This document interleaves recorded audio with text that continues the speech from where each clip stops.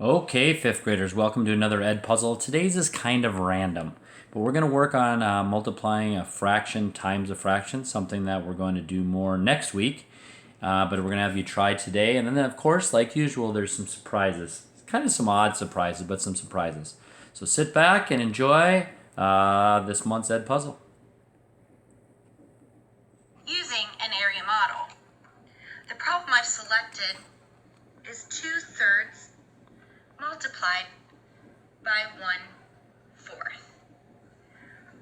When I multiply fractions by fractions, I like to think of myself as an architect because the first step is to draw a building. So your area model is think of your area model as a building. All right, once I have done this, then the next step is to represent both factors inside of my area model or my building. So I first look at 3 or thirds, and I think to myself, I want 3 rooms inside of my building. So I'm going to go ahead and draw that now. As you can see, I separated the building into 3 relatively equal pieces. I didn't use a ruler. For me to visually see the product, I really like to go ahead and represent how many thirds I have before moving on to my second factor. So I'm going to take one color and I'm going to shade in 2/3, as you can see here. All right, now that I've represented 2/3, I need to look at my second factor, which is 1/4. I need 4 floors inside of my building, or fourths. So I'm going to go ahead and do that now. I like to first cut it in half and then cut my halves in half, just because it makes it a little more even. But as long as you're reasonable, that's okay. All right, so now I'm going to take a second color. I selected green, but you can select whatever color you would like. I need to represent 1/4. I have 1/4. All right. Now that I have constructed this building into 3 rooms and 4 floors using the denominator, which is the divisor, I need to find my actual product. The product is found by first counting the overlapping squares. You can see here visually I have 2 overlapping squares, so the numerator in this instance is 2. To determine the denominator in this problem, I need to count my total number of squares. So I have 4, 8, 12 total squares, giving me a denominator of 12. 2/12 is a perfect answer, and it's accurate. I can, however, show 2/12 in a different way. If I wanted to, I could simplify 2/12 by seeing that both 2 and 12 are divisible by 2. That's the number Think Central would want, 1/6. But 2/12 is also to 1/6. correct. I do want to say, though, I don't necessarily have to do that. And here's why. I constructed this number line to show you that 2/12 takes up the same spot on the number line as 1/6. So really, Because they're both equivalent fractions. Okay, time for a surprise before you guys try one of those. I don't know if that lady was the best at explaining it, but hey, it's a little better than my voice sometimes. So this is what I wanted to show you next. I wanted to, oh, it's on YouTube. Sorry, I should have stayed on YouTube and then do what? Let's go back on YouTube. And I had it. Just be patient with me. Okay, go to my library. Go to my inspiration videos. Okay, So I'm from Minnesota, but the state next to Minnesota and our rival is the University of Wisconsin. And my daughter, who's a junior, you know Jalen, she's thinking about going to the University of Wisconsin. So what I want to show you now is a tradition they do at the University of Wisconsin. Yeah, we're going to have to watch the ad here for a second. But at the University of Wisconsin football games, in the fourth quarter of the games, okay, they do this tradition called Jump Around. So there's a famous song out of the 90s called Jump Around from House of Pain. I'm sure you guys have heard it. It's a little hard to hear in this video. But I'm going to show you what happens every fourth quarter at the University of Wisconsin, where my daughter might go to school. And then I'm going to show you what I did on January 1st, a video from when I was at the Rose Bowl and I went to see the University of Wisconsin. And you can see I'm doing what these people are doing. So go ahead and take a look.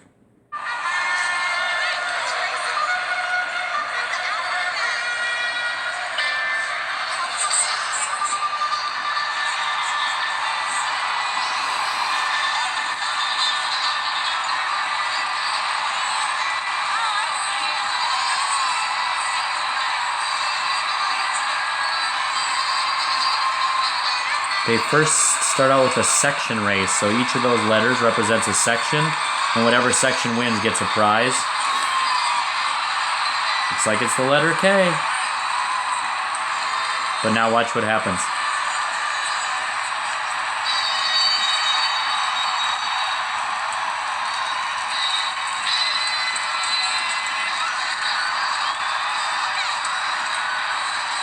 They all go nuts to jump around.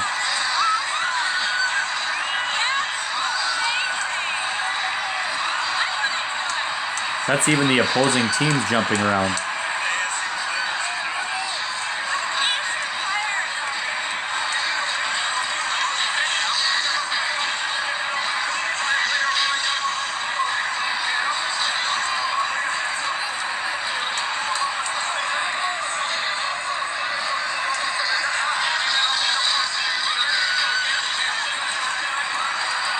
Now, if you're in college or even going to a football game, that looks fun. I'm going to do this. I'm going to show you me doing it in a minute.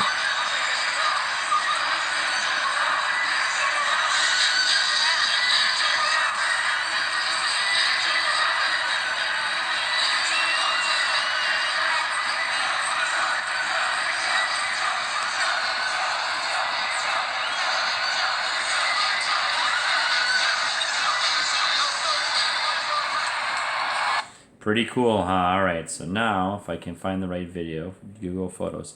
So here is me at the Rose Bowl with my family on January 1st in Pasadena, California.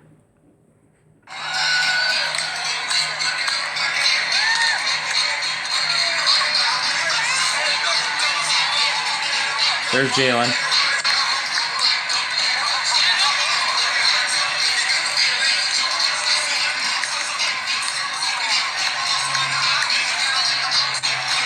It was awesome.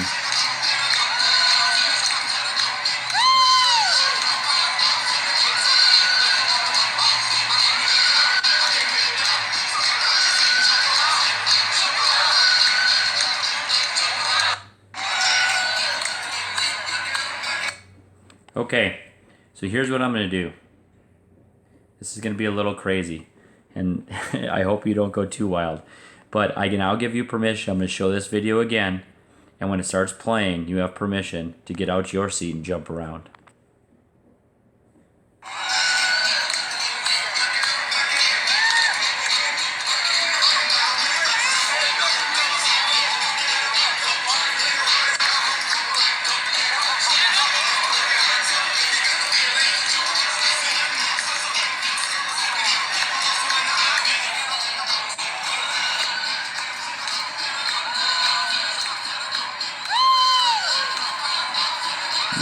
All right, time to do a little bit of math now. No, that should have been fun. I have no idea what just happened in the classroom, but I guess we'll see. Okay, so if anybody's actually still paying attention, as there's probably people jumping around all the class, I'm going to kind of demonstrate what that girl did in the video to begin. We're going to multiply a fraction of a fraction. So what I mean is we're going to take a part, because remember 2/3 is only part of a whole, of, right, because times means of, 2/3 of 1/4. So a part of a part. So we're going to start with something less than 1, and then we're going to even make it smaller. So if we take the building analogy that that lady was making, okay, here we have 1 whole, but we're only going to take 2/3 of that, okay? So of course, let's have thirds. Let's shade it 2/3. So there's 1/3, 2/3. But now we're going to change colors and shade it the other way, 1/4. So let's create fourths. So there's, remember, a fourth is a half of a half. And then out of the floors of the building, so going from left to right, if you kind of think of it as the floors of the building, we're only going to shade 1 out of the 4. Okay, so we're going to shade 1 row. And the answer is actually whatever is double shaded. So you see how this part is all double shaded here? These two are double shaded because they have both black and blue. That will be your answer. So your numerator is 2, and your denominator is however many total there are. So there's 1, 2, 3, 4, 5, 6, 7, 8, 9, 10, 11, 12. The answer is 2/12. Yep, it's the same as that girl did. I just wondered if I explained it better. So now why don't you do it? I'm going to have you pause the video and try this, and then I'll explain it, okay? So go ahead and try to do a picture of this one yourself. Okay, so what you should have done is you start by making your building, if you want to use the same analogy she did, and then we're going to do 1/2. So go ahead and shade it 1/2. All right, and then we're going to switch colors and we're going to shade it 3/5. So first let's make fifths, which is 4 lines, 1 line, 2 lines, 3 lines, 4 lines, which will give us fifths. Look, 1, 2, 3, 4, 5. And we're going to shade 3 of those fifths. Okay, so look at 1, 2, 3 of the fifths. And now you just got to look at which one is double shaded. How many are double shaded? There's 1 double shaded, 2 double shaded, 3 double shaded. So what is the answer? 3 out of what is the total? 10. 1, 2, 3, 4, 5, 6, 7, 8, 9, 10. So the answer would be 3/10. All right? All right, now I want to show you this video of this guy that does some pretty amazing things using Rubik's Cubes. So if I go here, go back, get rid of this. I should be able to find it because I think it's in my inspirations. It is. You might have seen this guy before, but it's a good 5-minute video on somebody that does something pretty amazing with Rubik's Cubes. My name is Giovanni Contardi, and to create my portraits, I don't use a brush, I actually use Rubik's Cubes. His portraits are large-scale mosaics, and the Rubik's Cubes are the individual building blocks. Giovanni Contardi puts over 700 cubes in up to 2 hours into each of his portraits. What he doesn't use is glue. Usually a frame holds the cubes in place. Giovanni Contardi's been posting them on Instagram since 2016. He's currently got nearly 350,000 followers. He generally makes portraits of celebrities, some of whom share the images, winning him even more followers. So his success is quite calculated.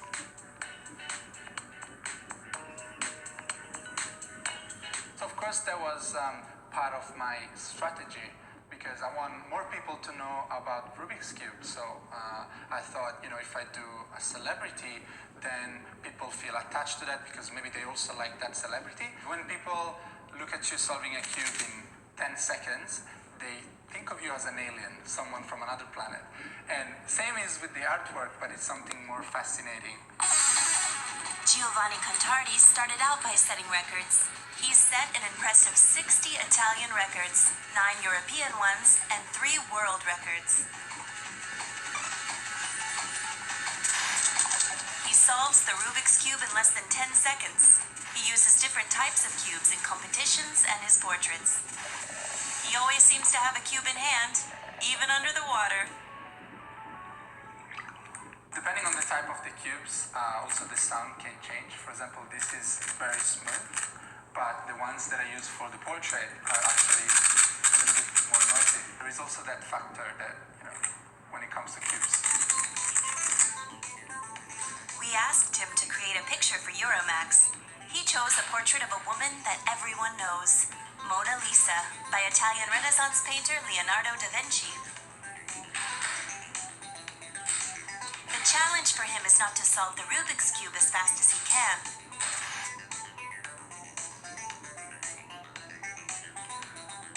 But to resolve the image into pixels on the computer.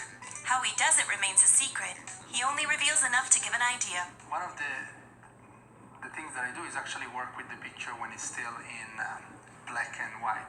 The reason is that I know how this scale from white to black will look like once I apply the colors of the cube.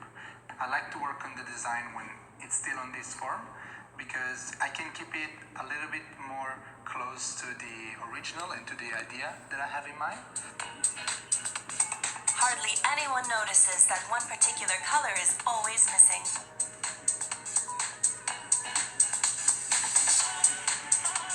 I actually don't use green because it doesn't look as good together with the other colors. It's only 5 colors to create an image. And so the hardest part for me is create that design, which can take up to a week or 10 days, depending on how difficult it is. Giovanni Contardi lives where he was born, the Adriatic port city of Pesaro. He lives quite well on his art. He's under contract with a New York City gallery that sells his works to collectors around the world for 5-figure sums. But he sees no need to leave Pesaro. He's done a portrait of the city's most famous son, opera composer Gioacchino Rossini. Good publicity for the opera, himself, and for the city. Pesaro is very important for me. I lived outside of here for 4 years in Melbourne, Australia. During that experience, although I loved it, I also understood how I like my roots and being with the friends I grew up with, my family, of course. By doing this new job, being in Pesaro is a very nice and central spot because I'm in Europe and I can work in Asia, US, and simply go anywhere from here. Back to the Mona Lisa. Once again, he uses over 700 Rubik's Cubes. He constructs the portrait line by line, taking short breaks now and then, which is important because it's easy to make a mistake, but extremely difficult to fix it later. Being too close to the portrait doesn't allow you to see everything that is going on. I need to make sure that there are no mistakes because it's impossible to change it if it's at the bottom. From the very first cube, it took Giovanni Contardi only about 90 minutes for the Mona Lisa. Of course, the last cube is always something special. I love it. I think it's great, yeah. A portrait over 500 years old emerges as a mosaic of only 5 colors, and the riddle of the Rubik's Cube is solved with a mysterious smile. Now that is pretty cool. All right, we're going to end this with showing you what happened last weekend. We have a star among us. That star is Mr. Logan. So in one of our games, we were soccer games this weekend. We were down 4-2. I'm gonna wait 1 second for it to. Hopefully it loads. We were down 4-1, and we came all the way back to tie it up 4-4, and then it got to a shootout. So a shootout is each team gets to shoot, and whatever team scores one more than the other one wins it, okay? Wins in a shootout, automatically wins. So what had just happened before this is Zane did an amazing block of their player, and now here we go, Logan, that's Logan. If he scores right here, Monroe wins.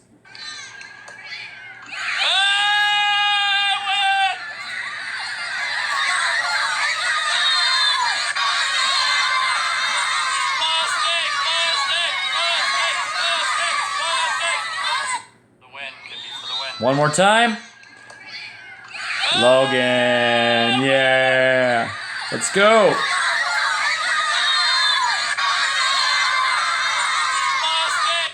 All right, last thing is going to be my kitty is going to say goodbye to you. I know that today's was kind of random. I got to admit, it was kind of random.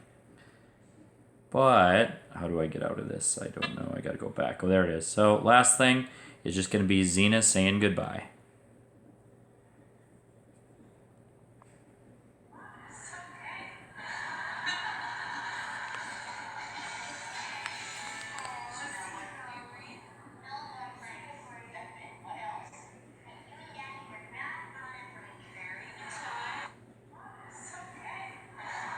Zena's saying goodbye. Hope you enjoyed today's video.